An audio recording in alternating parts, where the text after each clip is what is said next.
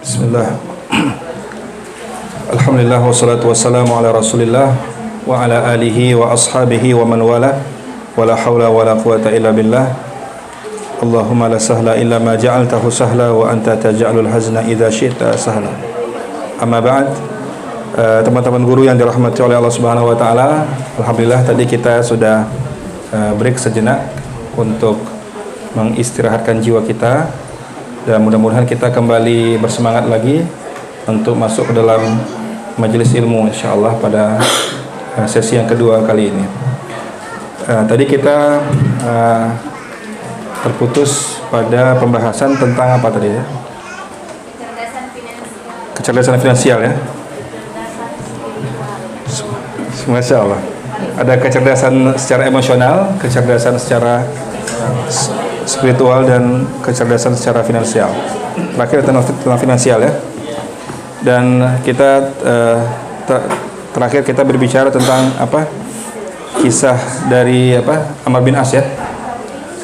Nah, jadi teman-teman guru yang dirahmati oleh Allah Subhanahu wa taala, kecerdasan finansial ini adalah satu hal yang memang harus dimiliki oleh seorang muslim. Karena kalau kita tidak melek harta, tidak melek finansial secara harta, maka kita itu bisa menjadi orang-orang yang tidak kuat, tidak menjadi orang-orang yang bisa mempunyai izzah di mata Allah Subhanahu wa taala. Kembali kepada kisah Amr bin As ya. Kisah Amr bin As itu, teman-teman guru yang dirahmati oleh Allah Subhanahu wa taala, ketika Rasulullah SAW mengatakan ni'mal malus salih lil abdi salih, itu betul-betul dilakukan oleh seorang Amr bin As. Bagaimana beliau itu mengelola harta dari harta yang biasa saja menjadi harta yang berkah dengan izin Allah Subhanahu wa taala. Dan salah satu karyanya adalah ketika Rasulullah sudah wafat di zaman Umar bin Khattab, itu kan ada satu peristiwa yang disebut dengan Amur Ramadah.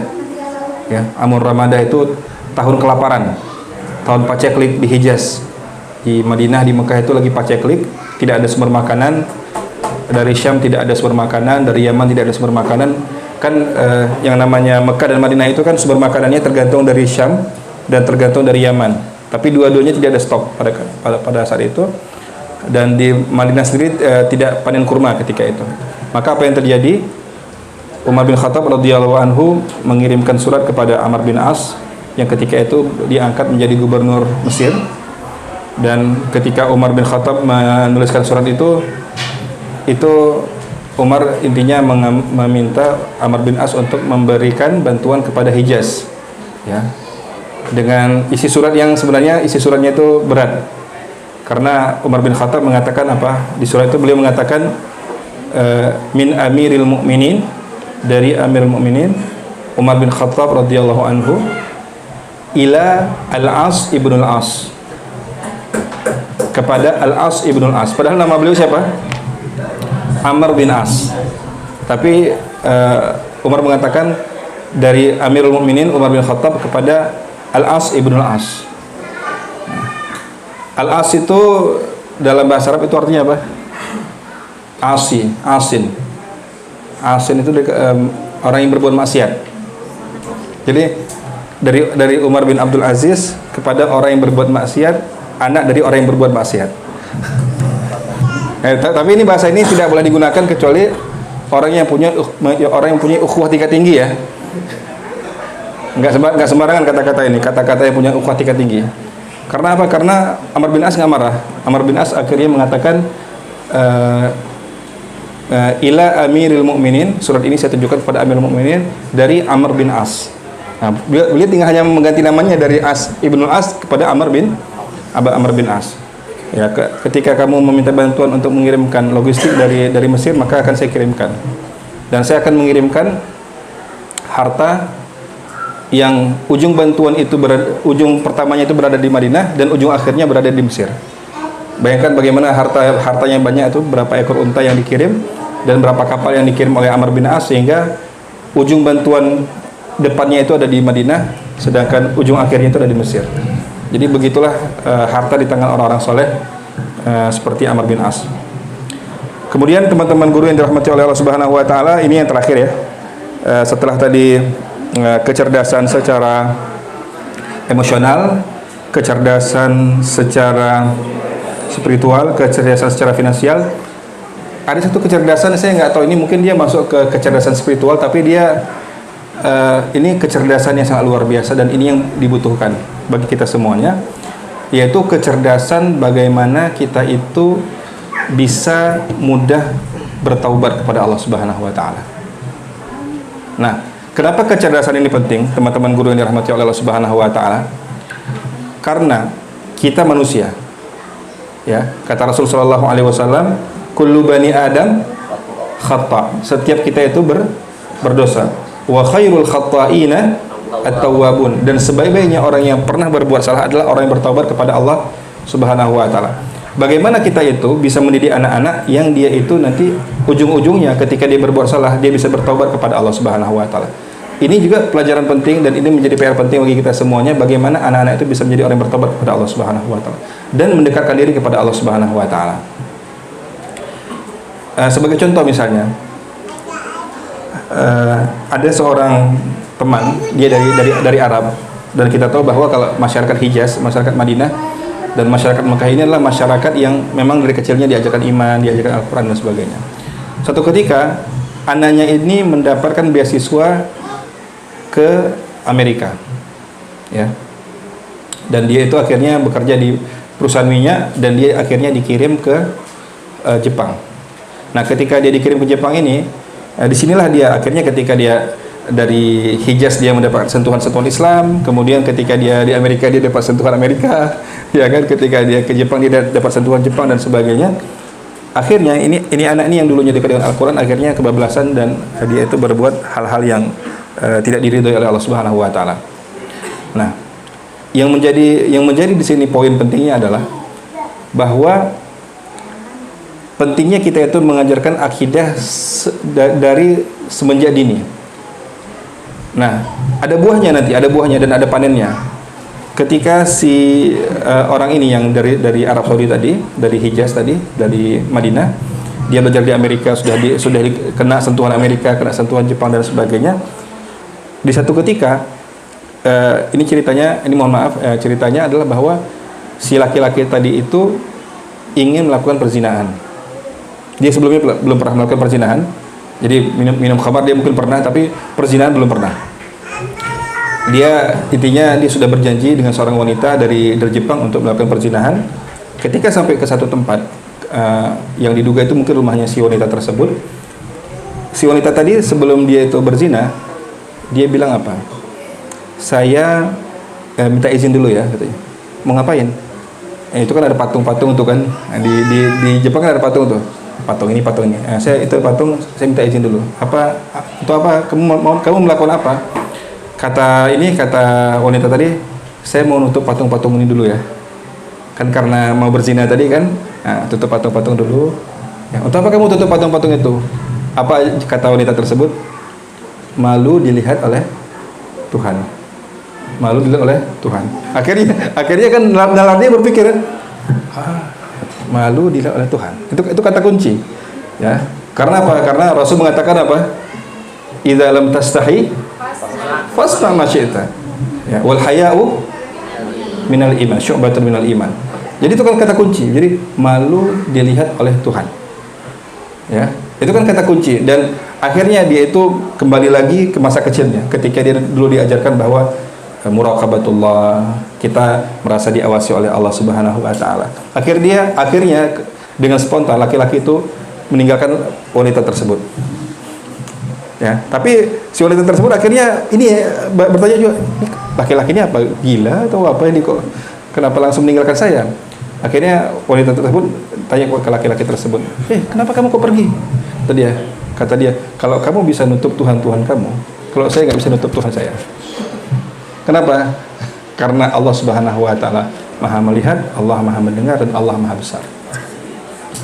Ke situ. Jadi entah, saya nggak tahu apa endingnya, apakah si wanita Jepang ini akhirnya masuk Islam juga atau mungkin tersentuh keimanannya, wallahu a'lam bishawab. Tapi di situ ada dialog keimanan. Ada dialog keimanan bahwa laki-laki tersebut akhirnya meninggalkan perzinahan itu karena apa? Karena masih ada secercah keimanan di hati beliau. Nah, Kenapa taubat ini penting, teman-teman guru yang dirahmati oleh Allah Subhanahu wa taala? Kita tidak tahu apa yang terjadi di masa yang akan datang. Ya, kita khawatir bahwa ada orang yang jatuh ke narkoba, ada jatuh ke dalam pergaulan bebas, ada yang jatuh ke dalam mungkin dia dapat beasiswa ke luar negeri, ke negeri-negeri barat dan sebagainya. Kita nggak tahu apa yang terjadi. Namun kita itu sebenarnya tidak terlalu risau ketika kita itu yakin dan kita sadar bahwa anak-anak kita itu punya keinginan, punya kemampuan, punya hasrat atau punya tekad yang kuat untuk bisa bertobat kepada Allah Subhanahu wa taala. Karena ujung-ujungnya kita itu adalah bertobat kepada Allah Subhanahu wa taala. Dan siapa di antara kita yang tidak pernah berdosa? Semua kita pernah berdosa kan? Nah, ujung-ujungnya kita harus bertobat kepada Allah Subhanahu wa taala. Dan kata kuncinya, teman-teman guru yang dirahmati oleh Allah Subhanahu wa taala, bahwa antum tidak mendidik generasi robot. Ya. Dan antum tidak mendidik generasi malaikat. Antum mendidik generasi apa? Manusia. Kalau robot itu gimana teman-teman guru? Robot program ya. Kalau misalnya robot itu dibuat oleh satu pabrik, itu kira-kira sama nggak dia? Sama ya. Misalnya kalau yang keluarkan misalnya pabriknya Samsung misalnya gitu kan. Itu modelnya sama. Itu mau nanti diterbitkan itu di Indonesia, mau diterbitkan di India, mau diterbitkan di Cina, itu sama modelnya seperti itu. Kecuali bedanya apa? Tipenya. Nanti ada robot tipe A, ya ada Galaxy misalnya, ada robot tipe ini gitu kan. Nah, A2, A3 dan sebagainya. Itu saja. Tapi kalau misalnya A1, semuanya A1 sama, seluruh dunia sama. Ya. Itu generasi robot dan kita tidak mendidik generasi robot. Ya. Kenapa? Karena ada sekolah-sekolah yang menginginkan muridnya seperti robot. Salat. Ya, jadi gini, tahu ya gimana ya? Nah, salat. Ya. Sebagian guru itu nggak siap dengan salat. Muter-muter dulu anaknya. Ya kan? Nah, salat. Ya. Aduh, Ustaz, sakit perut. Nah, jadi nggak siap. Kamu cari alasan aja ya gitu. Padahal bisa jadi dia memang sakit perut. Iya kan? Kamu cari alasan aja ya gitu. Jadi kita kadang-kadang menjudge juga anak-anak gitu. Nah, atau misalnya kalau misalnya yuk sholat, malas-malasan dan sebagainya. Ya. Kita mendidik manusia. Manusia itu apa? Manusia itu ada responnya. Manusia itu ada nggak maunya. Manusia itu ada malasnya, ada rajinnya. Iya kan? Kalau robot itu kan bot, ya sholat. Tuh, langsung kan? Ada nggak robot yang ketika kita bilang bot sholat, nggak mau, ada nggak gitu? Nggak ada robot kayak gitu. Mungkin ada robot sekarang, mungkin robot seperti yang terbaru itu ada ya, robot yang bisa, yang kayak Sophia itu, ada Sophia namanya Sophia itu, yang robot itu mungkin bisa. Tapi robot itu aslinya kayak gitu. Robot itu dia udah diprogram sedemikian rupa bahwa bot misalnya ngaji, ya ngaji nggak si robot? Ngaji surah Al-Waqiah, ngaji nggak? Ngaji. Nggak ada dibilang bot baca surah Al-Waqiah belum murajah, ada nggak gitu? ada nggak? Nggak ada kan? Ya, nggak ada. Tapi kalau manusia ada nggak gitu? Ada. Manusia ada. Jadi gini, kita jangan istilah bahasa spanning ya, jangan spanning kita. Kalau misalnya ada anak-anak kita kan, coba kamu Sulaiman, coba kamu baca. Aduh, Ustazah belum murajaah. Itu kita jangan marah. Itulah manusia. Bagaimana caranya dia itu bisa semangat untuk murajaah? Ya. Karena kita tidak mendidik generasi robot. Robot itu kalau disuruh A, disuruh B, disuruh C. Yang namanya manusia itu disuruh A, kadang larinya kemana? B, kadang-kadang ke Z, kadang-kadang ke K, kadang-kadang ke F, kadang-kadang A minus, kadang-kadang kemana-mana gitu kan? Jadi kita jangan pengen anak kita tuh seperti itu. Satu. Yang kedua, kita tidak mendidik generasi malaikat. Generasi malaikat itu seperti apa? Bagus gitu kan. Nah, dan ini juga harus kita mengedukasi juga ke orang tua. Jadi ketika anak itu datang ke sini ke SDT Luqmanul Hakim, itu anak itu bukan otomatis jadi malaikat. Ya. Ustaz, kami sudah menitipkan anak kami. Kata nitip ini yang ini juga bahaya juga nih. So kami sudah nitipkan anak kami sudah 3 tahun, tapi akhlaknya apa belum berubah gitu kan. Kalau misalnya kita mau kasar itu bisa juga itu kan. Gitu kan. Kita bilang, Apa perlu saya keluarkan kalimat Ibnu Qayyim gitu kan? Nah, gitu kan. Apa kata Ibnu Qayyim? Kerusakan anak-anak itu sumber terbesarnya adalah dari ayah. Itu kata Ibnu Qayyim. Dan itu bukan kata-kata tanpa data dan ilmu, ada ilmunya. Ibnu Qayyim mengatakan kerusakan terbesar anak-anak itu datangnya dari ayah. Ya. Dan sebagainya. Jadi kita itu bisa saja mengeluarkan kata-kata yang lebih tajam lagi sebenarnya. Namun teman-teman guru yang dirahmati Allah Subhanahu wa taala, memang kita ini bukan generasi malaikat. Kita adalah manusia, manusia itu bersalah, manusia itu berdosa. Karena manusia itu bersalah, taubat. Bersalah, taubat. Bersalah, taubat. Maka taubat itu merupakan salah satu apa kita sebutnya? Kecerdasan apa ya kira-kira? Taubatnya kecerdasan apa? Spiritual juga dia? Spiritual ya? Dia spiritual, tapi dia juga ada kecerdasan secara emosional juga gitu. Ada kecerdasan secara finansial nggak gitu?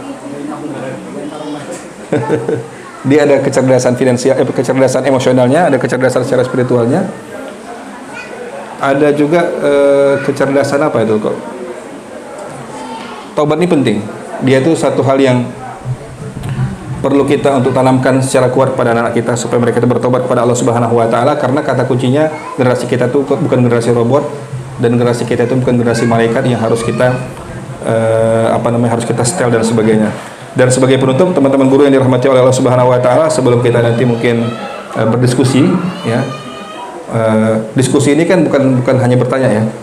Bisa jadi bertanya, bisa jadi mungkin guru-guru berbagi pengalaman. Ya, bisa jadi guru-guru itu menambahkan, atau bisa jadi guru-guru itu memberikan faedah-faedah dan sebagainya. Sebagai penutup bagi diskusi kita atau materi kita pada kesempatan pagi ini adalah bahwa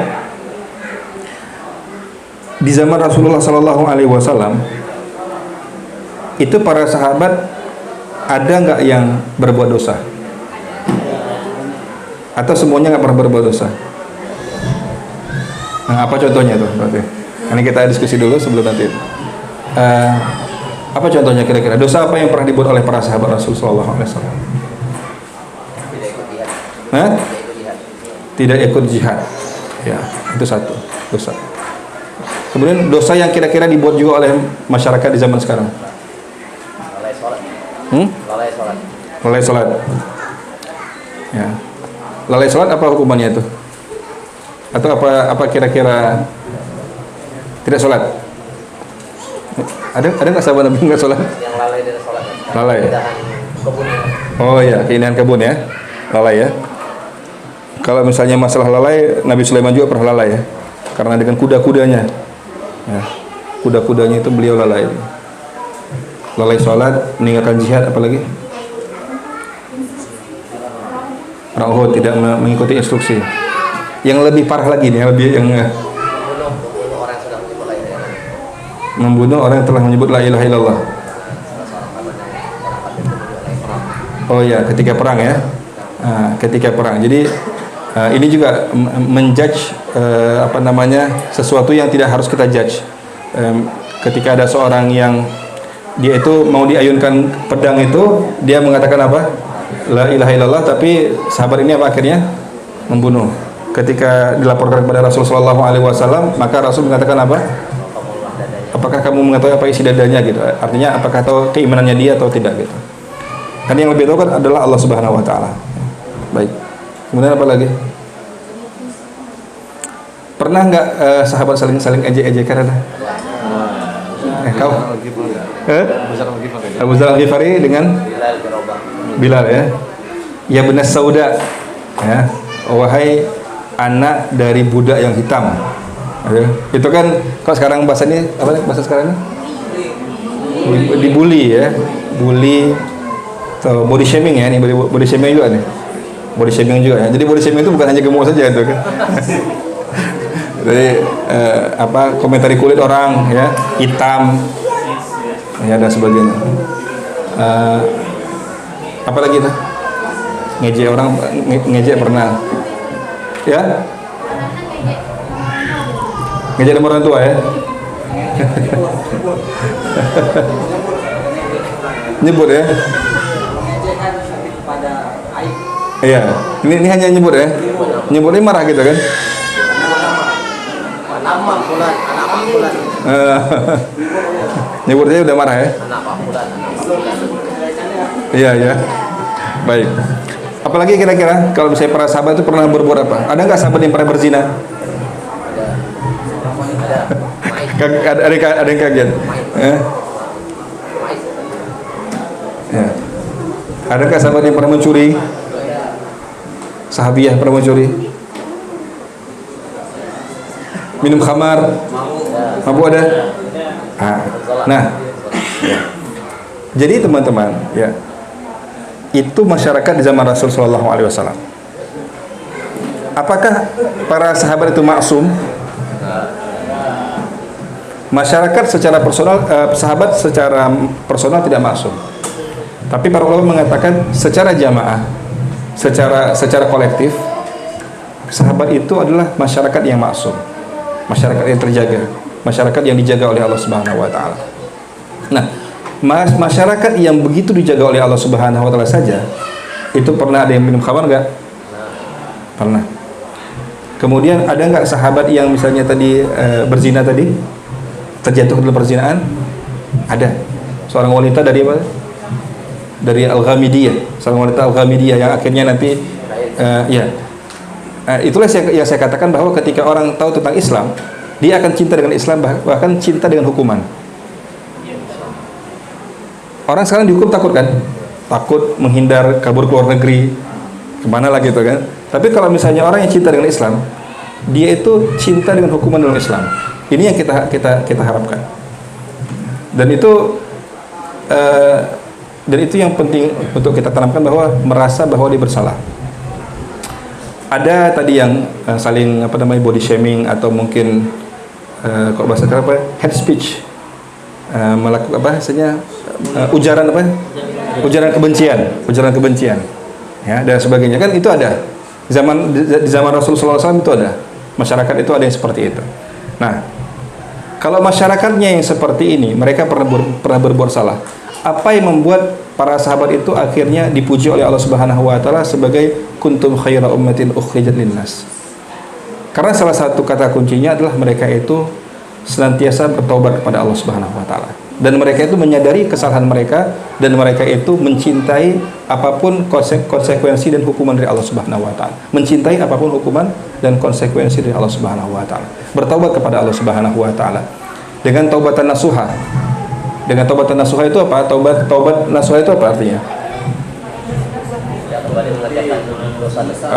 Ada 3 rukunnya ya. Apa yang pertama?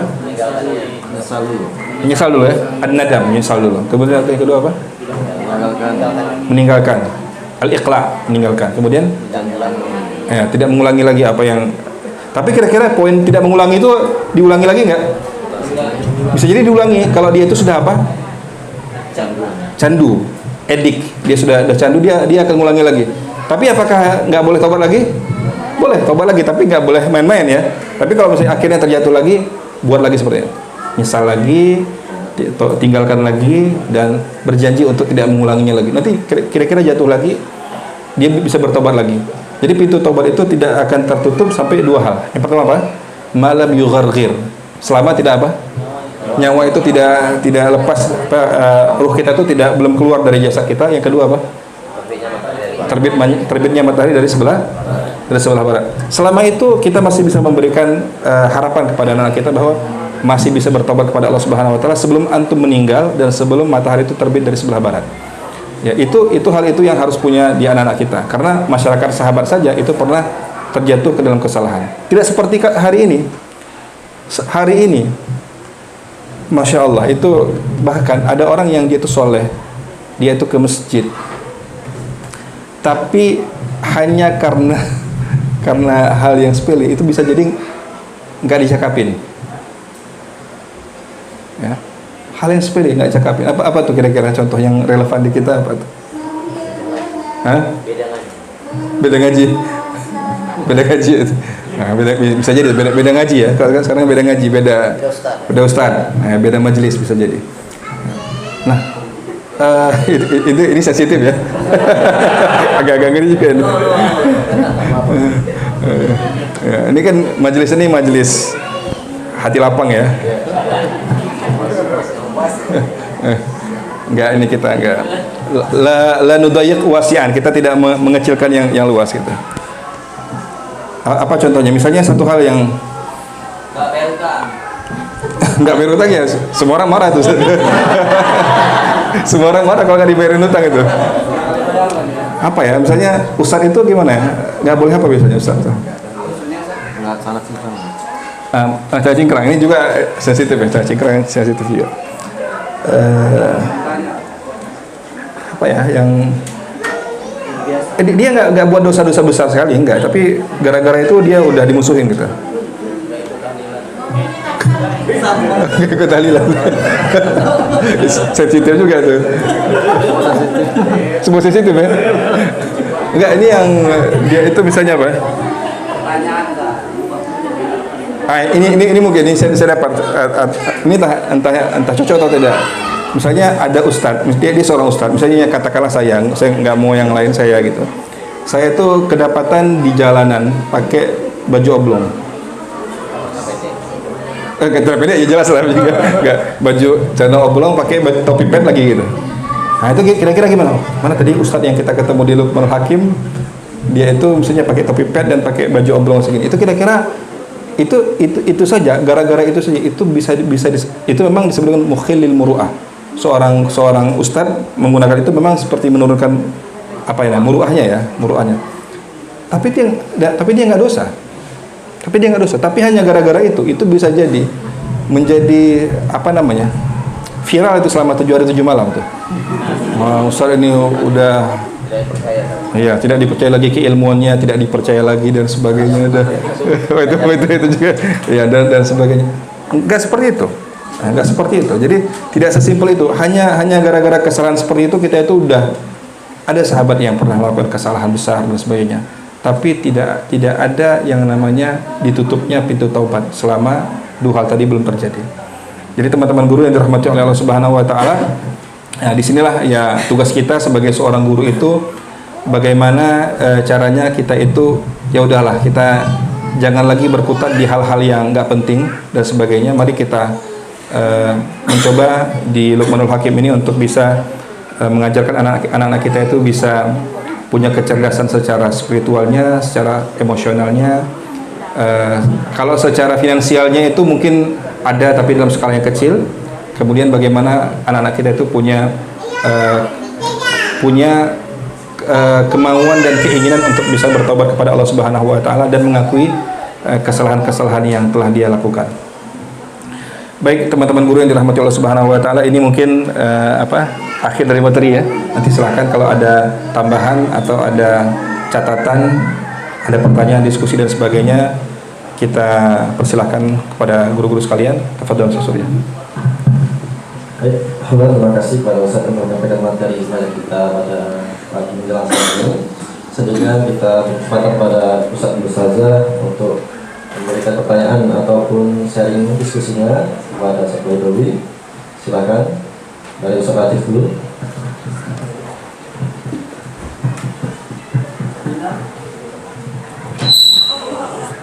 Bismillah,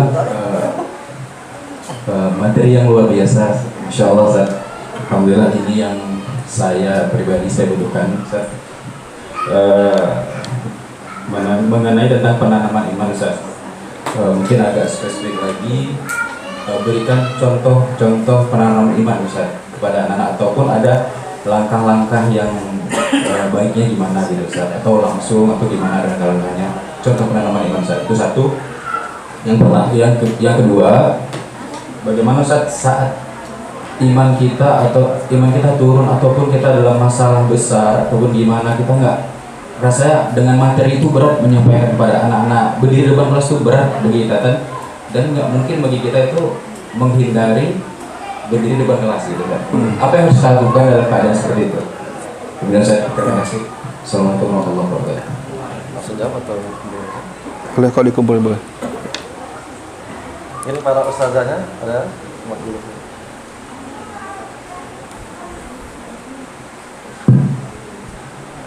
Jangan ada, langsung aja yang ustaznya asalnya.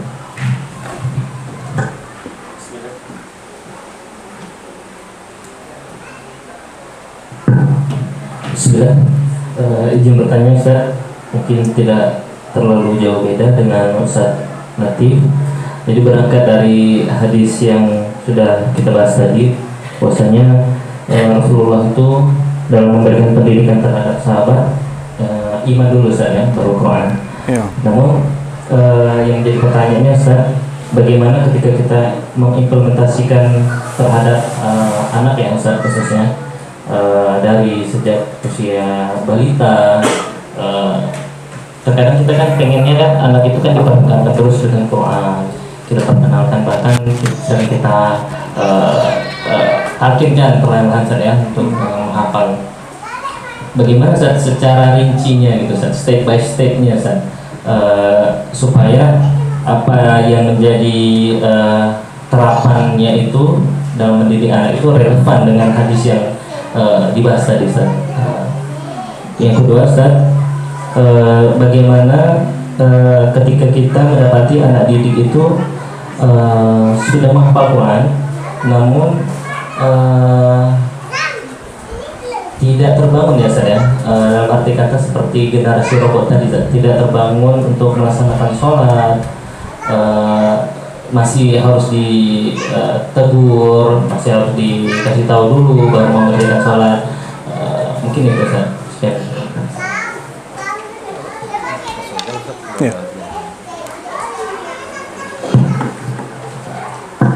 Baik. Pertama pertanyaan dari Ustadz siapa? Latif. Ustadz Latif, beliau bertanya tentang bagaimana contoh aplikatif menanamkan iman ya sebelum Al-Quran.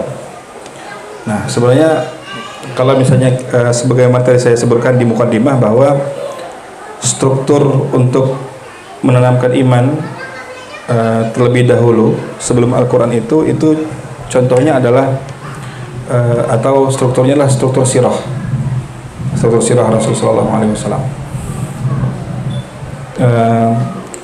Misalnya seperti ini, seperti ibunda kita Aisyah radhiyallahu anha, itu beliau pernah mengatakan bahwa Nabi Muhammad SAW memulai dakwah di Mekah itu dengan yang pertama adalah mengajarkan tentang kebesaran Allah Subhanahu wa taala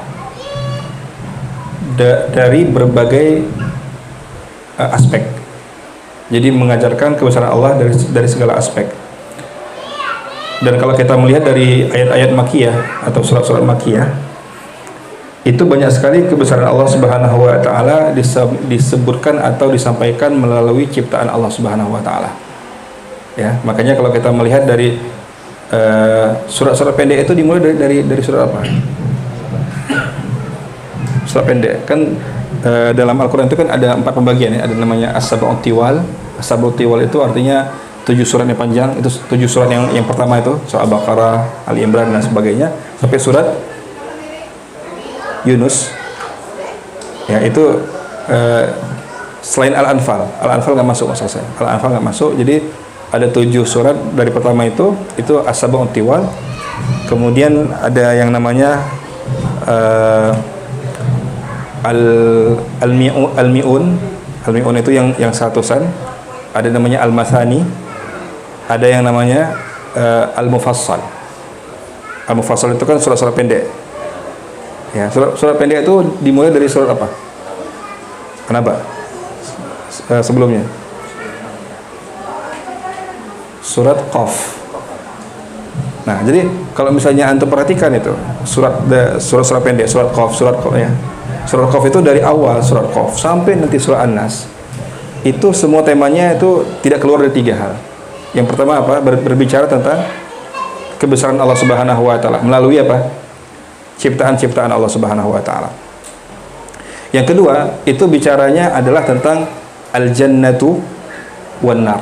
Surga dengan neraka. Kemudian yang ketiga adalah qisas al-umam as-sabiqah. Kisah dari umat-umat terdahulu. Nah, ini 3 hal ini Ustaz Latif dan teman-teman yang dirahmati oleh Allah Subhanahu wa taala itu penting sekali. Kalau kita menguasai 3 hal ini, kita bisa mengaitkan apapun makhluk di sekitar di sekitar ini dengan kebesaran Allah Subhanahu wa taala, itu artinya kita telah mengajarkan keimanan kepada mereka. Yang kedua adalah tentang zikru yaumil akhir, berbicara tentang hari akhir, yaumul ba'ats, hari kebangkitan, al-jannah wan nar dan sebagainya. Dan yang ketiga, teman-teman guru, adalah berbicara juga tentang zikru al-umam as-sabiqah. Ini saja kalau misalnya kita uraikan itu, masya Allah, kita perlu sesi kedua.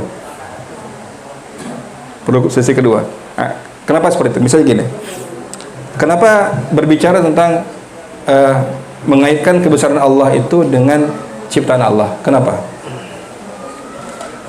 Karena kita, apalagi yang namanya anak-anak di awal-awal, anak-anak itu kan untuk percaya kepada hal yang gaib itu kan bukannya susah, tapi perlu effort, perlu upaya kita untuk mengajarkan al-ghaibiyat kepada anak-anak kita. Nah, tapi ketika misalnya kita mengajarkan melalui ciptaan Allah Subhanahu wa taala, itu kan lebih mudah. Apalagi kan di sini ada IPA, Ustaz ya. Nah, IPA. Jadi IPA itu bicara tentang hujan, bicara tentang waktu, bicara tentang makhluk hidup, bicara tentang unsur, bicara tentang apa lagi itu bisa, energi dan sebagainya. Itu bagaimana tugas kita sebagai seorang guru itu bisa mengaitkan itu semuanya, energi, waktu, makhluk hidup, unsur dan sebagainya, itu kepada siapa? Allah Subhanahu wa taala. Karena apa?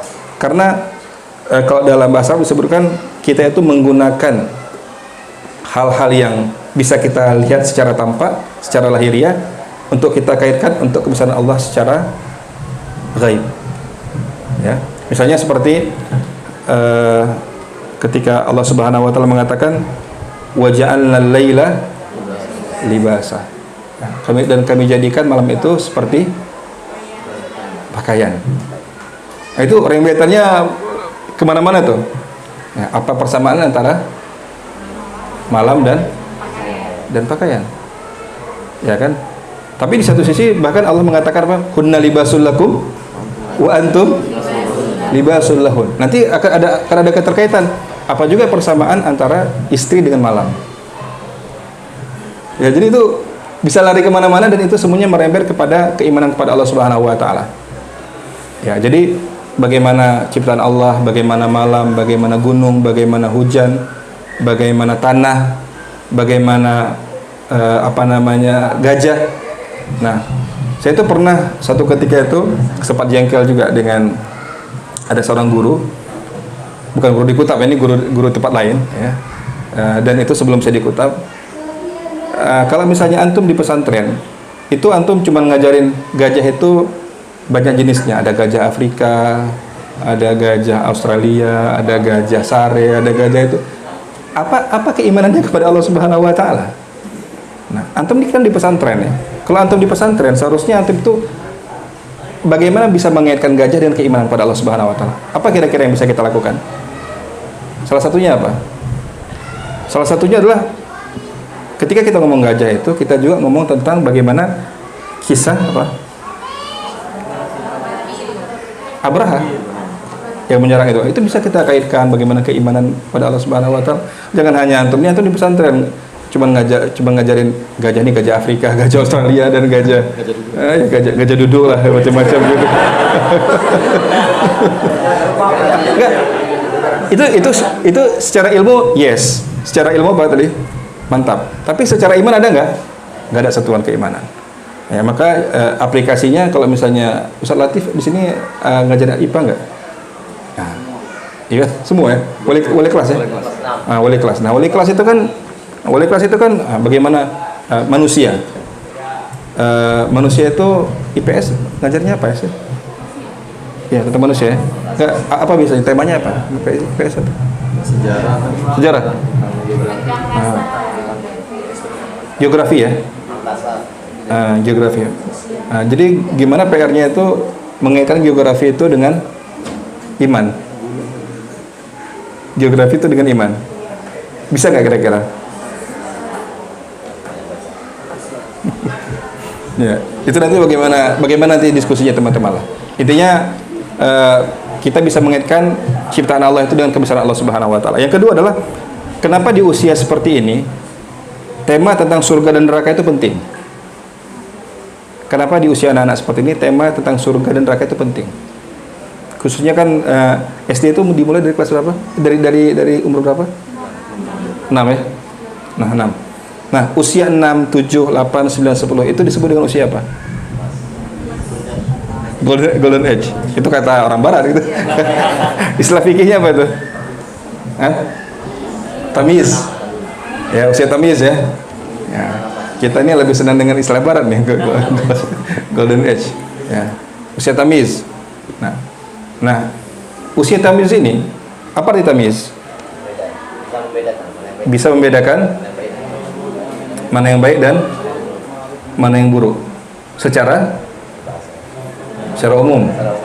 Misalnya mana dingin, mana panas, kemudian ini listrik, strumen listrik berbahaya, ini panas dingin dan sebagainya ya.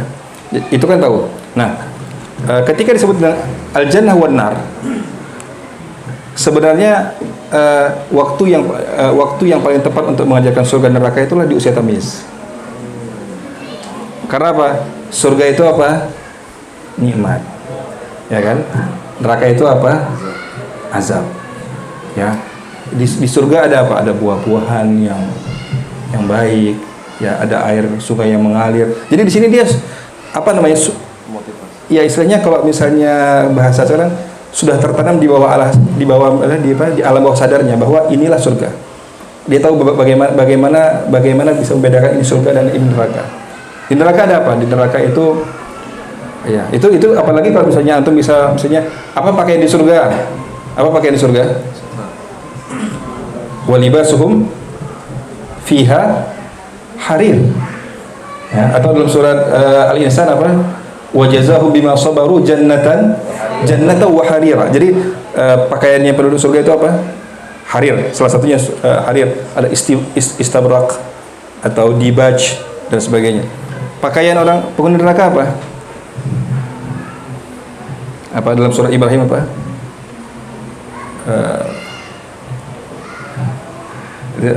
Apa namanya?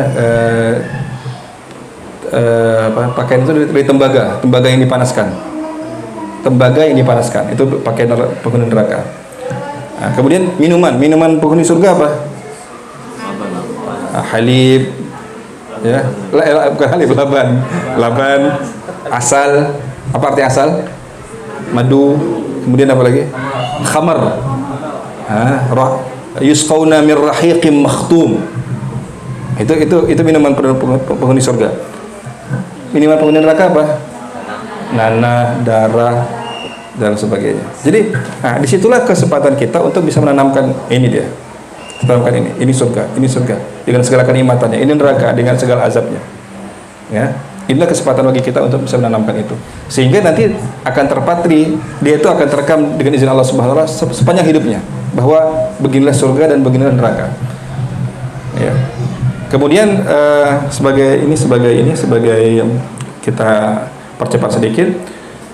Kenapa penting juga mengajarkan tentang kisah umat-umat terdahulu di usia tamyiz? Kenapa kira-kira? Anak-anak suka cerita. Anak-anak suka cerita. Nah, kenapa kisah dalam Al-Quran, kisah umat-umat terdahulu itu harus kita ceritakan kepada anak-anak di usia tamyiz secara khusus?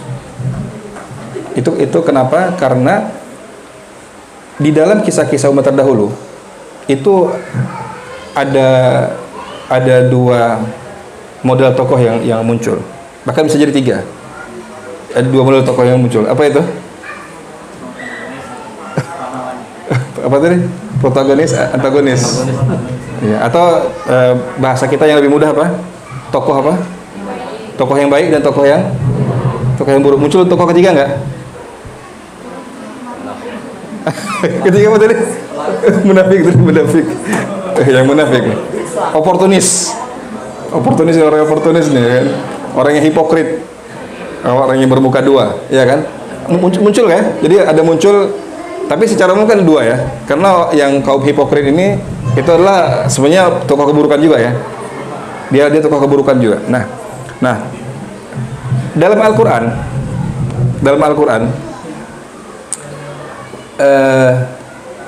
mana yang lebih banyak dimunculkan? Nama Nabi Muhammad atau nama Fir'aun?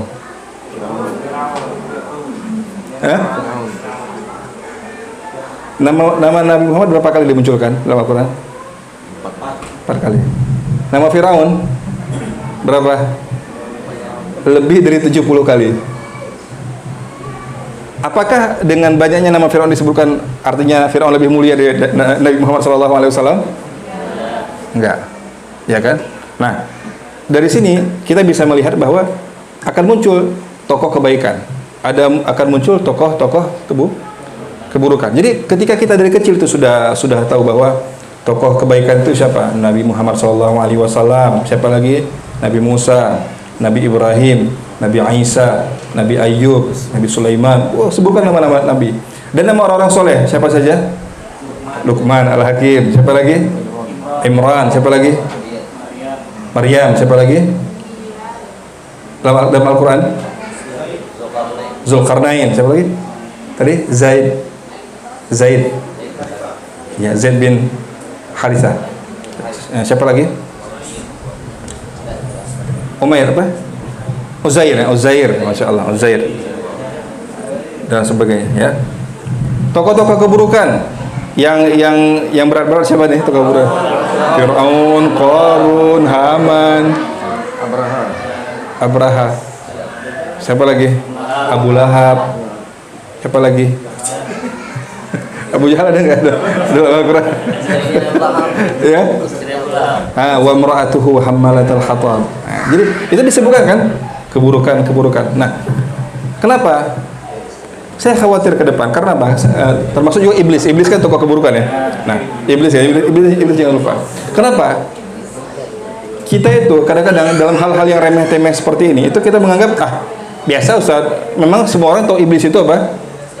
Tokoh kejahatan. Orang semua tahu. Enggak, jangan seperti itu. Yang namanya dunia ke depan itu kita nggak tahu. Jangan ke depan yang baru-baru saja. Sehingga ada misalnya ada orang Islam yang belajar di barat, dia mengatakan apa?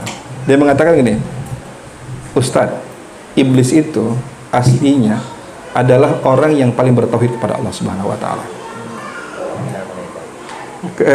Bukan itu. Kenapa? Karena malaikat disuruh sujud kepada Adam, sujud, kan dia kan nggak bertauhid. Sedangkan iblis disuruh sujud nggak mau sujud. Kenapa? Karena dia ingin memurnikan ibadahnya hanya kepada Allah Subhanahu wa taala. Muncul nggak? Muncul. Jadi antum jangan meremehkan itu. Jangan meremehkan zikru al-qisas umam as-sabiqah. Menceritakan tentang umat-umat terdahulu itu jangan kita remehkan. Kenapa? Saya khawatir kalau seandainya Fir'aun tidak dimunculkan, bisa jadi orang mengatakan bahwa Fir'aun itu adalah pemimpin yang adil dan Nabi Musa itu adalah teroris yang harus dikejar. Bisa jadi itu. Tapi karena tadi namanya disebutkan 70 kali dalam Al-Quran dan dia tokoh keburukan, maka sebenarnya tidak ada celah bagi kita untuk mengatakan bahwa Fir'aun itu orang yang adil. Walaupun kira-kira ada nggak kebaikan Fir'aun? Ada. Tapi keburukan Fir'aun itu lebih besar dibandingkan dengan kebaikannya.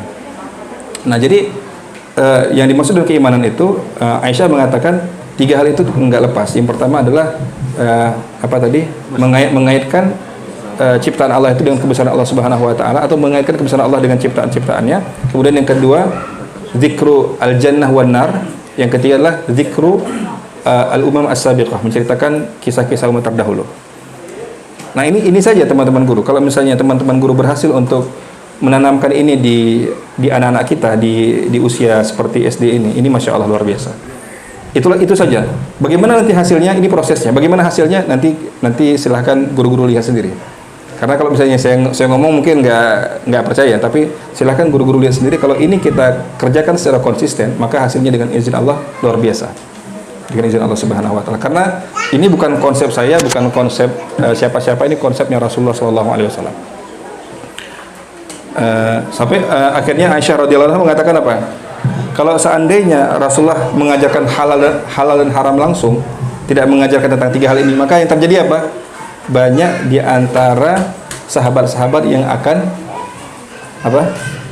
lari dari Islam. Lari dari Islam. Kenapa? belum apa-apa, belum ada alas, belum ada cinta, tiba-tiba apa? Halal, haram. Dan itu yang terjadi nggak di kita? Iya. Yang terjadi di kita seperti itu. Ini halal, ini haram. Padahal landasannya nggak ada. Landasannya 3 hal tadi yang tadi disebutkan oleh ibunda kita Aisyah radhiyallahu anha. Kemudian yang kedua tadi apa sih? Ketika iman turun, Apa?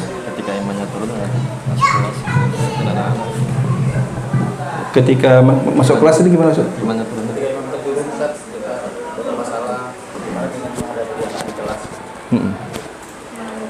Oh ya, jadi ketika iman kita turun, kita merasa berat ya. Ya.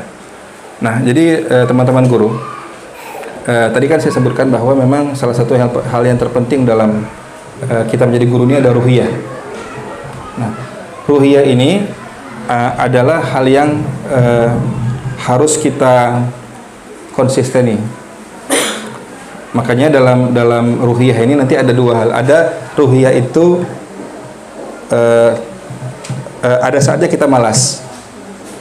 Kita apakah selalu rajin atau kita pernah malas? Jadi serajin-rajinnya manusia, sehebat-hebatnya manusia pasti ada titik malas. Ya. Tapi kita ada apa enggak kita malas terus enggak ada rajin-rajinnya? Ada titiknya, ada titik rajinnya enggak kita?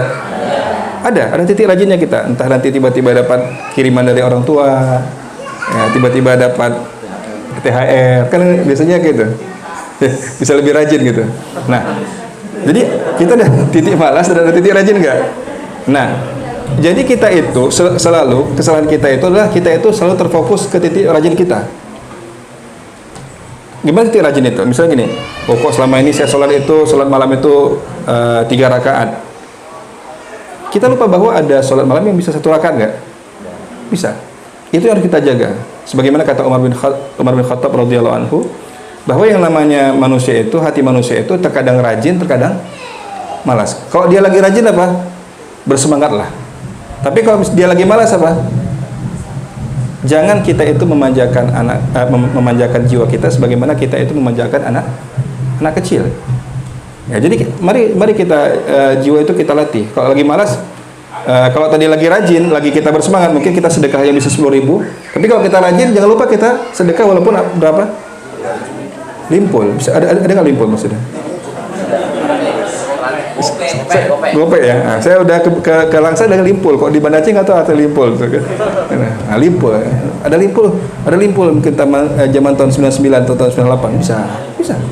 Taruh aja situ kan. Siapa tahu bisa bermanfaat dengan izin Allah Subhanahu wa taala. Nah, jadi intinya gini, sebisa mungkin kita itu menetralkan atau kita itu mengkondisikan jiwa kita sebelum kita masuk kelas. Apakah tadi dengan cara sholat duha 2 rakaat? Apakah dengan kita tilawah kita mungkin satu lembar? Ataukah mungkin kita itu dengan bersedekah? Ataukah dengan kita itu mungkin hanya sekedar ini, memberikan salam kepada teman-teman kita? Assalamualaikum, assalamualaikum, assalamualaikum. Karena apa? Karena Rasul mengatakan salam itu apa?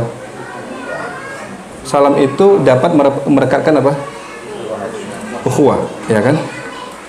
Afala adullukum idza fa'altumuhu tahabbtum. Itu kata Rasulullah. Apakah kalian ingin saya tunjukkan satu amalan yang kalau kalian lakukan maka kalian saling mencintai? Apa amalan itu? Afsus salam bainakum. Maka sebarkan salam kepada kalian. Jadi sebisa mungkin walaupun kita dongkol nih Ustaz. Kita dongkol. Assalamualaikum. Assalamualaikum. Assalamualaikum. Nanti jangan-jangan Ustaz Surya dan Ustaz Hamdi mengatakan, ini Ustaz Latif nggak pernah salam-salam kok salam-salam gitu kan? Nggak ada masalah. Itu kan yang penting kita kan tadi mau apa tadi? Memperbaiki ruhiyah kita, memperbaiki ruhiyah. Kalau saya mungkin kasih bocoran sedikit. Saya itu kalau misalnya lagi rasanya kalau misalnya sedekah pun malas dan sebagainya itu kalau saya pribadi adalah karena alhamdulillah salah satu pintu surga saya masih ada dengan izin Allah Subhanahu wa taala atau jalan menuju surga itu ada, itu ibu saya yang di sini yang di Langsa ini. Itu kadang-kadang kalau misalnya lagi nggak enak pikiran, nggak enak hati itu saya nelpon ibu saya. Hanya sekedar membuat dia tertawa. Nah, pokoknya dia tertawa sekali, haha, dia tertawa. Nah, saya bilang jazakillah khairan, terima kasih, saya tutup. Artinya apa kan? Kalau ibu sudah tertawa apa? Artinya apa? ridho, keberkahan luar biasa. Kalau saya gitu itu cara cepat saya, tapi terserah model-model kita kan berbeda-beda. Kalau saya itu saya telepon ibu saya karena saya memang suka bercanda dengan ibu saya. Tahap apa saya saya persiapkan temanya apa, saya telepon, kemudian ibu saya tertawa itu udah. Ya, tapi saya bingung kalau misalnya mudah-mudahan Allah memanjangkan umur beliau gitu. Memanjangkan umur beliau supaya saya bisa menemukan apa namanya cas yang lebih cepat gitu. Cas yang lebih cepat itu fast charging saya itu adalah dengan telepon ibu saya. Saya telepon ibu ya. Dan membuat beliau itu tertawa. Ketika beliau sudah tertawa, itu saya sudah mood saya pun sudah balik, udah apa namanya jiwa saya juga sudah lebih tenang dengan izin Allah Subhanahu wa taala kalau beliau sudah tertawa. Seperti itu, Ustaz. Jadi kita itu harus tahu bahwa saat kita malas kita itu lakukan apa? Jangan gini, ketika rajin kita begitu rajin tapi begitu malas apa? Loss, nggak kita kerjakan apa-apa. Jangan gitu juga. Makanya dalam zikir pagi petang itu kan ulama memberikan pilihan kan. Kalau lagi rajin berapa? 1 kali. Atau kalau bisa pertengahan berapa kali? 10 kali. Kalau lagi malas, indal kasal 1. Ada nggak? Ada. Solusinya ada. Indal kasal 1 katanya. Ya? Kebanyakan 1. Kalau misalnya paling rajin 1, paling malas sudah apa? Setengah. Bisa nggak zikir setengah? Ya, zikir setengah itu ya subhanallah walhamdulillah wala ilaha illallah wallahu akbar lah. Ya, itu bisa. Jadi istilahnya kita harus bisa mengkondisikan kapan kita malas dan kapan kita rajin. Kalau lagi malas, maka kerjakan apa yang mudah, dan kalau lagi rajin kerjakan yang paling powerful yang bisa kita lakukan. Seperti itu Ustaz. Jazakallah khairan Ustaz. Kemudian pertanyaan dari Ustaz Asani. Tahapan dalam iman, tahapan apakah ditinggal di Quran? Bagaimana Ustaz tadi pertanyaannya, saya agak lupa. Step by step secara rincinya saat hari balita itu pengamalan pendidikan iman kapan, Qurannya kapan ya kepada kita. Oh iya. Karena kan saat ini kan ada fenomena maksudnya ada model pendidikan yang balita udah hafal Quran, misalnya. Gimana? Oh ya. Itu penerapannya Ustaz nanti bisa didiskusikan di surat Al-Jum'ah itu. Sebenarnya ada 3 ya. Tapi yang lebih jelas itu di surat Al-Jum'ah ayat yang kedua, dan surat Al-Baqarah ayat 151. Nah, jadi tahapan apa namanya? Pendidikan itu kan pertama kan Allah Subhanahu wa taala berfirman, a'udzubillahi minasyaitonir rajim. Huwallazi ba'atsa fil ummiyina rasulan minhum yatlu alaihim ayatihi wa yuzakkihim wa yu'allimuhumul kitaba wal hikmah wa in kanu min qablu lafi dhalalin mubin. Dan dialah Allah Subhanahu wa taala yang telah mengutus kepada kaum yang ummi seorang rasul. Ya, kaum yang ummi seorang rasul. Kaumnya apa arti ummi? Buta huruf. Rasulnya ummi enggak? Nah, ini kira-kira gimana tuh? Gurunya ummi, muridnya ummi, itu kira-kira jadi nggak hasilnya? Jadi gini, Allah Subhanahu wa taala ingin memberikan contoh yang paling bawah. Ya, bayangkan rasulnya ummi, nggak bisa baca tulis, dan masyarakat yang ummi. Kalau misalnya kita buat kuesioner sekarang, kita munculkan di publik misalnya, apakah bisa pendidikan itu berjalan kalau gurunya itu buta huruf dan muridnya buta huruf? Kira-kira apa jawabannya? Nggak bisa. Tapi Allah Subhanahu wa taala mengatakan bisa. Asal dengan cara yang akan disebutkan setelah ini. Apa itu? Yatlu alaihim ayati. Ya, membacakan apa? Ya, tilawah ayat Allah Subhanahu wa taala. Kemudian apa? Wa yuzakkihim, dan mensucikan jiwa-jiwa. Yang ketiga apa? Wa yu'allimuhumul kitab, mengajarkan Alkitab. Dan ketiga apa? Al-hikmah, dan mengajarkan hikmah. Nah, wa in kanu min qablu la fi dhalalin mubin, walaupun sebelum itu mereka itu berada di dalam kesesatan yang nyata. Ini gini. Apa yang dialami oleh Rasulullah SAW itu yang paling kalau bahasa kita itu kemerosotan akhlak itu berada di titik nadir yang paling rendah. Kenapa? Yang pertama, masyarakat buta huruf. Yang kedua, mereka itu berada dalam bukan dhalal saja, tapi dhalalun mubin, kesesatan yang nyata. Kalau misalnya kita sekarang ini mengatakan, apakah masyarakat kita di zaman sekarang ini itu termasuk dhalalun mubin atau enggak?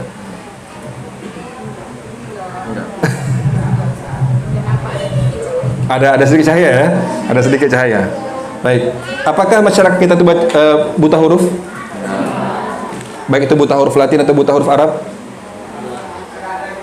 Ada yang ya, ada yang enggak. Tapi kalau misalnya dibandingkan, mana yang lebih parah? Zaman jahiliyah, zaman Rasul sallallahu alaihi wasallam yang begitu rusaknya moral, atau zaman sekarang?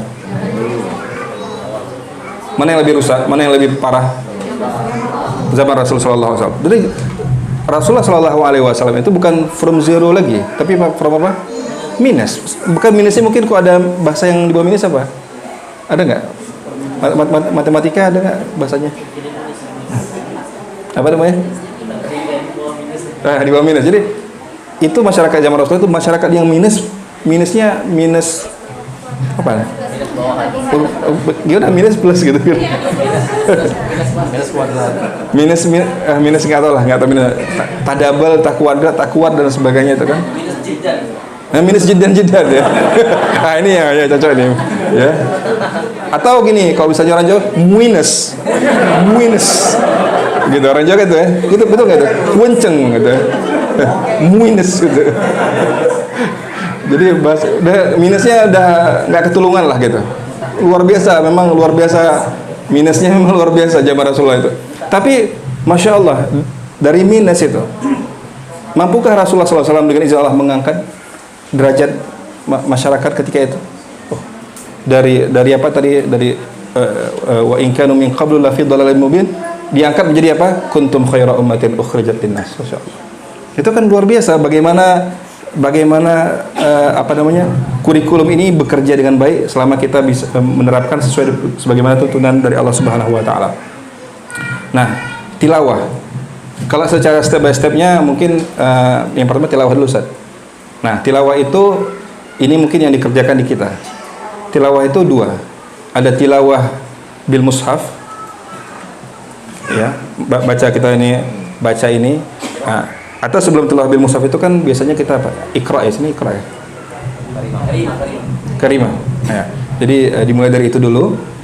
Ya, bagaimana cara membaca huruf dalam bahasa Arab. Kemudian setelah itu baca Al-Qur'an.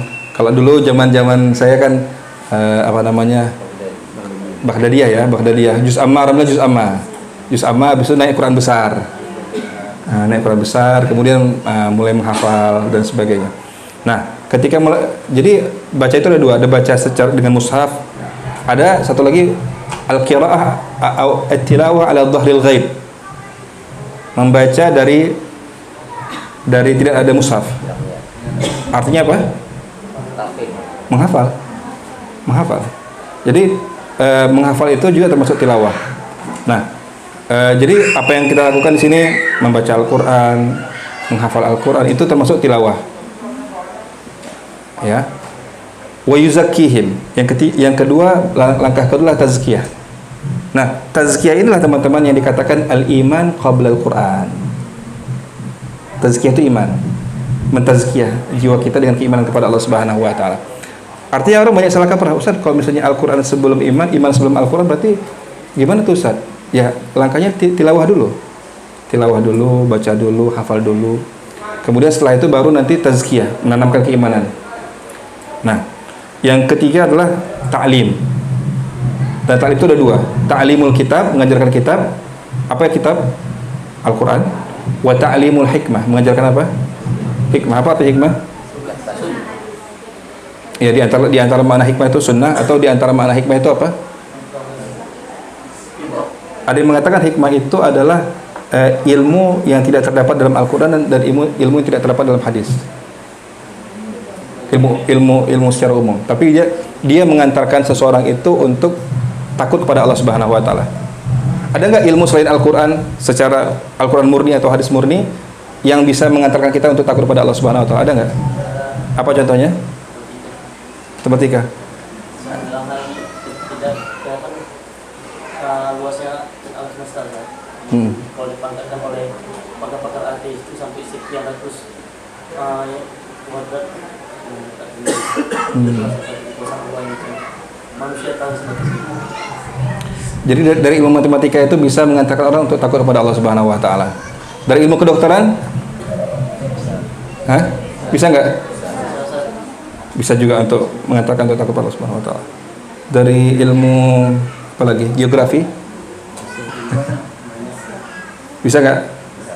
Ada caranya untuk bisa mengantarkan takut kepada Allah Subhanahu wa taala. Syair, dari syair? Ilmu apa? Ilmu untuk bersyair itu ilmu apa? Arud. Ilmu arud.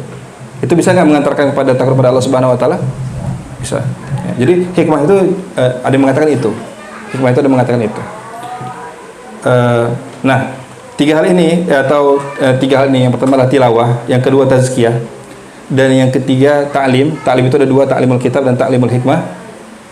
Di manakah di antara tiga ini yang punya proses yang paling panjang? Tilawah. Di sini kalau misalnya di Luqmanul Hakim berapa Ustaz Hamdi targetnya di sini? 5 juz. 5 juz. Perlu berapa lama untuk bisa 5 juz itu? 6 tahun. 6 tahun. Ya. Atau misalnya ada sekarang metode menghafal semudah tersenyum. Enak gitu ya, kalau misalnya ada gitu saya senyum-senyum aja. Menghafal semudah tersenyum. Kalau saya nanti mungkin buat metode menghafal semudah makan timpahan. Kan makan timpan itu kan butuh ini ya, saya nggak langsung makan timpan, dibuatin dulu timpannya, dibuat dulu serikayanya, ya, baru lagi itu kan butuh keahlian. Nah, jadi menghafal Al-Quran semudah membuat timpan dan memakan timpan, gitu. Karena dia perlu usaha juga gitu. Kalau senyum kan terlalu mudah gitu. Hafal Al-Quran semudah tersenyum. Ya. Nah, di antara tiga hal itu mana yang paling lama itu? Tilawah, tazkiyah atau ta'lim? Ta'lim. Hah? Tilawah. Tilawah nggak lama tadi, semudah tersenyum tadi. Nggak lama tuh, tilawah mudah. Hah? Tazkiyah. Nah, yang proses yang paling panjang itu tazkiyah. Itulah yang namanya menanamkan keimanan kepada Allah Subhanahu wa taala. Dan percaya atau tidak percaya, teman-teman guru, karena saya alhamdulillah juga berdiskusi dengan beberapa teman-teman di lembaga pendidikan di Banda Aceh dan di luar Banda Aceh juga ada pernah diskusi.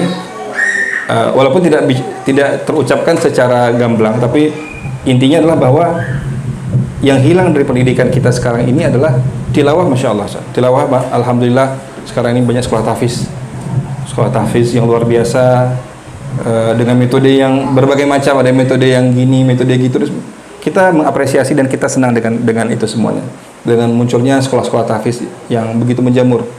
Bahkan yang namanya hafiz itu begitu dimuliakan sekarang.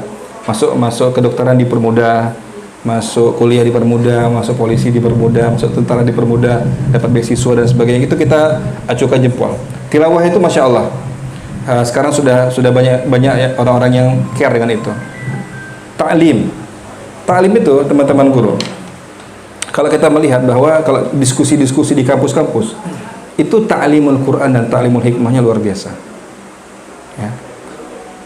Kalau misalnya ta'limul Quran itu kita melihat di kampus-kampus itu luar biasa. Bagaimana bahkan saya juga kalau misalnya ikut diskusi-diskusi mahasiswa itu sering bengong sendiri saya. Bengongnya kenapa? Karena saya nggak tahu istilah-istilahnya. Istilah ini, istilah itu. Tapi hebat sekali.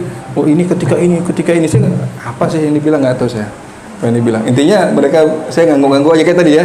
Ngangguk-ngangguk itu apa artinya? Ya kan aja lah gitu kan. Ya kan aja lah gitu kan. Daripada nanti dikira kita nggak paham kan, ngangguk aja saya. Gitu kan. Nah saya ngangguk gitu kan. Tapi nggak ngerti ya, nggak ngerti nih. Gini, sambil pegang dagu ini. Gestur saya gitu. Nah jadi ketika saya melihat oh gini, tapi nggak ngerti maksudnya, karena tinggi sekali memang. Dan memang yang ngomong itu pakar-pakar, prof-prof di bidang Al-Quran. Nah, tapi yang hilang tuh teman-teman tazkiyah. Tazkiyah itu hilang, sangat hilang. Ya. Makanya itulah rahasianya lagi. Kenapa dari doa Nabi Ibrahim yang apa istilahnya? Kok dikoreksi ya? Dari doa Nabi Ibrahim yang Allah ganti itu hanya tazkiyah. Ya kan, di surat Al-Baqarah ayat 129 kan apa doa Nabi Ibrahim? Doa Nabi Ibrahim alaihissalam adalah Rabbana wa ba'ath fihim rasulan minhum yatlu alaihim ayatika wa yu'allimuhumul kitaba wal hikmata wa yuzakkihim. Itu kan surat Al-Jumu'ah itu adalah buah doa. Surat Al-Jumu'ah ada yang kedua adalah buah doa dari Nabi Ibrahim yang tercantum dalam surat Al-Baqarah ayat 129. Ya kan? Di antara doa itu yang Allah ganti itu hanya kata-kata tazkiyah yang diletakkan di akhir oleh Nabi Ibrahim alaihissalam. Allah letakkan di mana? Bagian yang kedua. Jadi ringnya itu kan kalau misalnya ada 4 ring, 1, 2, 3, 4. Nabi Ibrahim ring yang pertama itu tilawah, itu sama. Ring yang kedua ta'limul kitab, ring yang ketiga ta'limul hikmah, yang ketiga apa? Ringnya tazkiyah. Allah pindahkan ringnya, pindahkan bahwa sebenarnya secara urutan setelah tilawah itu tidak langsung ta'lim. Tapi setelah tilawah itu apa? Ada ring tazkiyah. Ring tazkiyah inilah yang harus kita kembalikan lagi ke khitahnya, harus kita kembalikan lagi ke jalurnya, kita masukkan lagi ke tracknya dia harus kita masukkan ke, inilah khitah yang harus kita masukkan di situ. Nah, dan kenapa tadi akhirnya muncul tadi apa kata-katanya tadi? Yang kedua, pertanyaan kedua. Sudah menghafal tapi apa?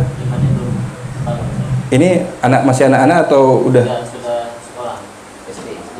SD. Nah, kalau misalnya tadi ceritanya SD itu dari umur 7 ya sampai umur 10 tahun itu kan muru auladakum bisalah dan sebagainya, bahkan nanti diizinkan untuk memukul anak itu dan sebagainya. Nah, sebelum anak-anak itu berusia balik itu memang tugas kita berat. Makanya Allah mengatakan dalam Al-Quran wa'mur ahlaka bisalah. Ya, suruhlah anak kalian itu atau suruhlah keluarga kalian itu untuk salat. Apa kata Rasul? Apa kata Allah setelah itu? Wastabir 'alaiha. Apakah Allah mengatakan wasbir atau lebih berat lagi katanya? Wastabir. Kalau wasbir itu sabarlah, tapi ini apa? Wastabir. Dan dalam bahasa Arab inilah juga bahasa Arab, pentingnya bahasa Arab. Ketika orang mengatakan wasbir, wasbir biasa saja. Wasbir nafsaka ma'al, itu sebenarnya sabar yang biasa. Wasbir nafsaka ma'al ladzina yad'una rabbahum bil ghadati wal 'ashyi, itu sabarnya sabar yang biasa. Tapi kalau misalnya untuk nyuruh anak salat, Allah mengatakan wastabir, itu berbeda tuh di hati orang yang tahu bahasa Arab, itu berbeda sekali. Ternyata nyuruh anak salat itu Allah mengatakan apa? Wastabir. Dan dalam bahasa Arab dikatakan apa? Kullama zada al-mabda zadal mabna zadal makna. Itu dalam Al-Quran, dalam kaidah bahasa Arab. Setiap ada huruf yang bertambah di dalam kata-kata, kan fiil ya. Misalnya kan fiil itu kan yang paling sedikit 1 ya. Yang paling sedikit 3. Nah, jadi kullama zadal mabna, ketika sudah nambah huruf zadal makna, maka nambah juga apa? Maknanya, artinya berbeda. Misalnya Salima dengan Aslama, beda nggak? Beda. Ya. Atau misalnya Qatala dengan Qatala, berbeda. Jadi, nah ketika yang ini nggak tanggung-tanggung, nambahnya 2 huruf lagi. Bukan sobara saja, bukan nambah 1 huruf, tapi apa? Nambah 2 huruf. Apa itu? Huruf apa? Huruf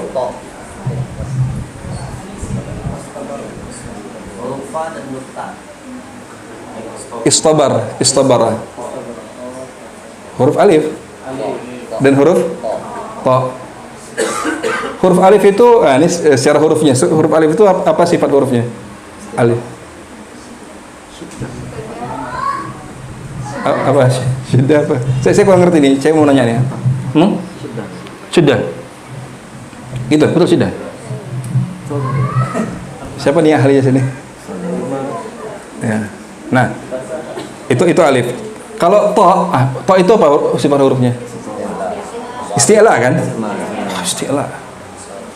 Jadi dari hurufnya saja itu berat nih. Berat. Kalau misalnya namanya tadi sebelum masa balik itu memang disitulah istilahnya tugasnya orang tua itu untuk ayo nak sholat. Tapi tadi dengan basyiran wa nadhira, ya dengan bisyarah, dengan busyra, dengan ya yang namanya nyuruh itu kan kita kan biasa nyuruhnya kan nak sholat. Kalau enggak saya bapak pukul atau bapak siram dan sebagainya. Tapi ada juga basyiran. Basyiran itu misalnya ayo nak sholat yuk. Kenapa kita sholat? Karena kalau kita sholat itu kita itu akan ini misalnya gini, yuk sholat yuk. Allah bi malas bi gitu kan. Kita katakan misalnya mau nggak kita ketemu lagi di surga atau gimana gitu. Bahasanya bahasa yang menggugah anak itu dan sebagainya. Nah, namun yang jadi persoalannya Ustadz Hasan jadi permasalahannya adalah ketika anak-anak itu sudah mencapai usia balik atau mungkin melebihi usia balik, tapi anak itu juga tidak kunjung sholat. Padahal dia itu apa? Menghafal Al-Quran dan sebagainya. Nah, itu biasanya wallahu a'lam bishawab, itu biasanya khalalnya atau problemnya itu adalah karena tadi setelah tilawah itu tidak ada ring tazkiyah. Di situ dia. Ring tazkiyahnya nggak ada, makanya jadi bermasalah. Bermasalahnya adalah ketika dia sudah balik, karena dia tidak ada unsur tazkiyahnya tadi. Tazkiyahnya apa tadi yang kita sebutkan 3 tadi yang jawaban untuk Ustaz tadi Ustaz Latif tadi yang apa tadi? Mengaitkan kebesaran Allah Subhanahu wa taala. Itu nggak ada. Saya menduga itu nggak ada kemungkinan. Tidak kita kaitkan makhluk ini dengan kebesaran Allah Subhanahu wa taala. Yang kedua, tidak ada bahwa surga itu uiddat lil muttaqin, sedangkan neraka itu uiddat lil kafirin. Itu mungkin hal itu tidak intens kita lakukan. Yang ketiga apa? Tidak kuat kita itu mengajarkan tentang bagaimana kisah-kisah umat terdahulu. Itu biasanya akan lost nanti ketika di usia setelah balik. Di usia setelah balik biasanya dia akan mengatakan apa? Bahkan dia bisa jadi nanti berubah menjadi orang yang benci Al-Quran.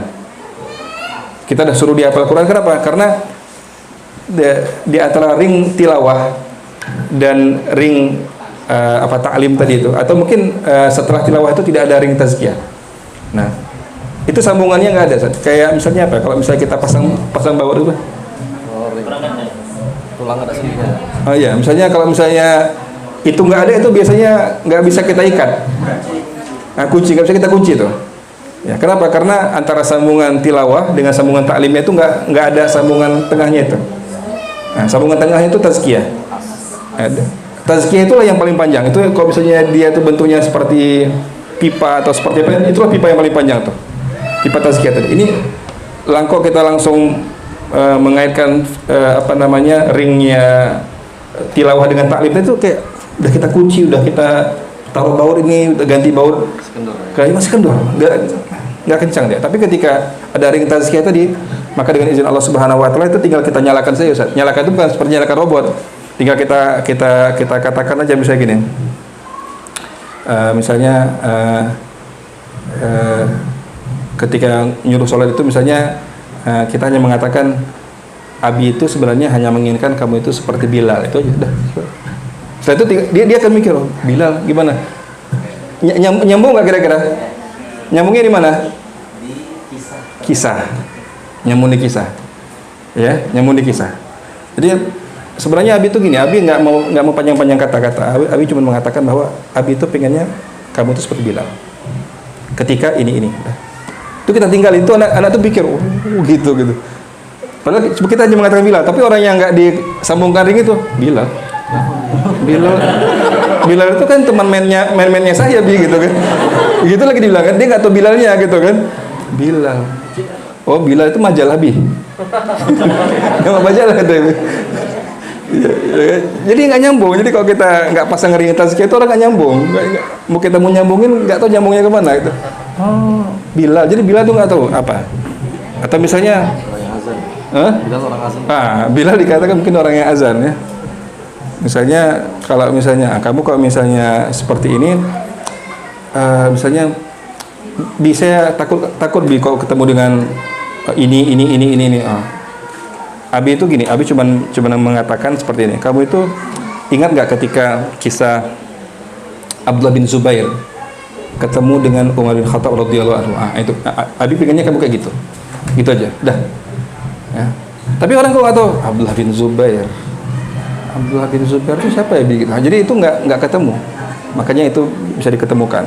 Itu belum lagi kita ketemukan lagi dengan apa tadi mengaitkan kebesaran Allah melalui makhluk Allah Subhanahu wa taala. Itu kan hanya kita mengatakan seperti itu. Misalnya nanti kalau misalnya kamu misalnya ini ada teman saya, ini sebagai cerita, dia ada teman saya yang dia tuh suka dengan Al-Qur'an. Dia itu sekarang lagi mengambil S3 di London, teman satu lagi saya, dan di bidang arsitek. Jadi dia itu dulu hobinya suka menggambar. Hobinya suka menggambar pemandangan, menggambar sesuatu yang rumit-rumit, mobil dan sebagainya, bagus. Gambar dia bagus. Itu ada salah seorang guru mengatakan gini, ini dengan gambar ini itu saya berharap kamu itu akan bisa menjadi seperti misalnya Mimar Sinan. Itu orang Mimar Sinan siapa lagi Mimar Sinan, apakah itu tokoh telenovela atau apa lagi gitu kan. Tapi ketika Mimar Sinan itu orang yang klik itu Mimar Sinan, akhirnya dia datang ke pustaka. Siapa Mimar Sinan? Oh, ini Mimar Sinan. Dicek oh ternyata beliau adalah orang yang arsitek apa tuh? Arsitek banyak bangunan yang ada di kerajaan di masa Turki Utsmani. Mimar Sinan. Nah, jadi gitu. Jadi ketika si guru tadi tahu cerita itu, misalnya cerita bahwa dia itu suka menggambar, itu guru itu tinggal mengaitkan saja dengan satu tokoh saja. Ustaz itu pengennya kamu itu seperti Mimar Sinan. Saya pun nggak tahu karena saya bukan orang yang bukan orang yang diajak bicara. Saya nggak cari siapa Mimar Sinan karena saya nggak perlu bagi saya. Tapi karena saya bersentuhan dalam dunia pendidikan, saya nyari juga akhirnya. Siapa sih Mimar Sinan itu? Akhirnya penasaran juga dengan tokoh itu.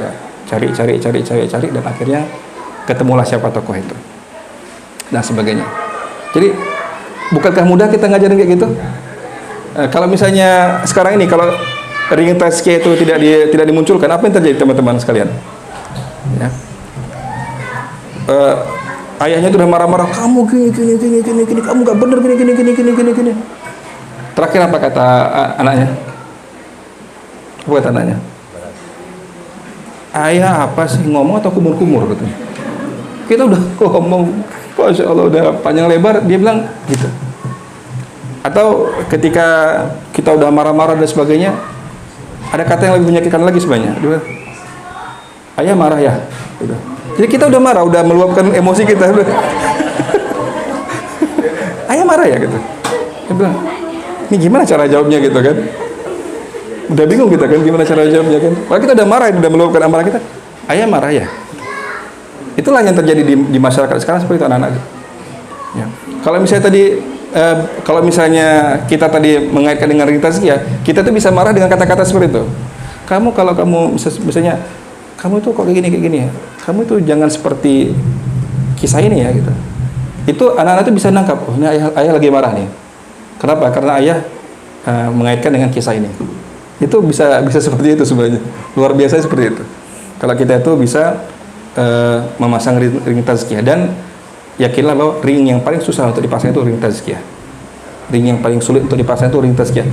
Bukan itu nggak bisa, tapi itu ring yang paling susah, dan ring itu yang memasangnya adalah antum sekalian di sini. Ring yang memasang ring tazkiyah itulah guru-guru yang ada di usia-usia seperti ini. Di usia-usia SD seperti ini adalah guru-guru yang paling kencang dengan izin Allah untuk bisa memasang ring tazkiyah itu. Dan kita berdoa kepada Allah Subhanahu wa taala semoga teman-teman guru dimudahkan oleh Allah Subhanahu wa taala untuk bisa memasang ring tazkiyah itu di usia-usia seperti ini, di usia golden age tadi, dan semoga Allah Subhanahu wa taala memberikan kemudahan kepada semua guru-guru untuk bisa melahirkan kegundahan-kegundahan, yang kegundahan itu insya Allah bermanfaat bagi kebesaran Islam di masa yang akan datang dengan izin Allah Subhanahu Wa Taala. Mungkin sekian yang bisa saya sampaikan Ustaz dalam kesempatan kali ini.